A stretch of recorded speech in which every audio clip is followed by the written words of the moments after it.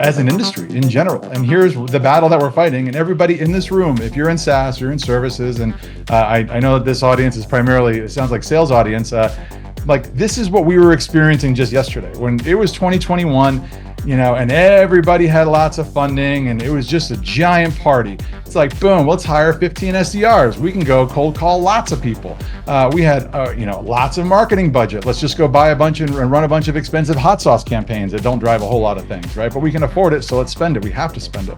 As a sales rep, I could spend unlimited money on going to dinners, flying all over the place. Like nobody cared what we spent. Why? Because I could spend $10,000 a month as an AE traveling and nobody cares, because people were getting 100x top line valuations. Like nobody cared what you spent to get there because they were selling for so much money.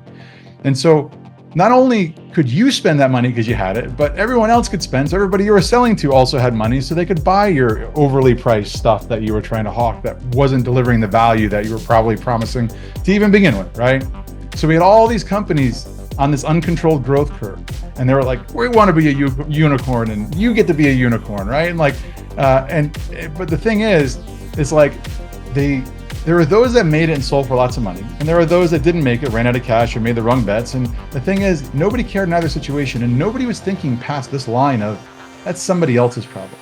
If I fail, that's my investor's problem. It's not my problem. People are walking away from it, And if I sell for lots of money, well, I'm going to be on a beach somewhere. I'm going to take my earn out and walk away. Like that was it. But the reality hit, when the economy started going down, all these companies that were in this mode switched to an uncontrolled decline. So they switched from this uncontrolled growth down to an uncontrolled decline. Why? And how do you even know you're in this position?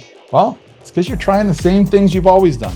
If you know that you're not getting the pipeline that you're expecting day to day, and your win rates aren't that great and they weren't what they used to be a year or two ago, and you avoid partnerships because you think they're going to get in the way of your cycle, or you have overlapping product roadmaps with partners and you're having a hard time articulating the difference, right? Or you're a sales leader and you're like, where's my leads? And you're not getting anything from partnerships. You're not getting those predictable outcomes. You're in that uncontrolled decline. So whether you recognize it or not, I want you to stop and think about that after this session, and think about, are these things true? Because you are in that decline.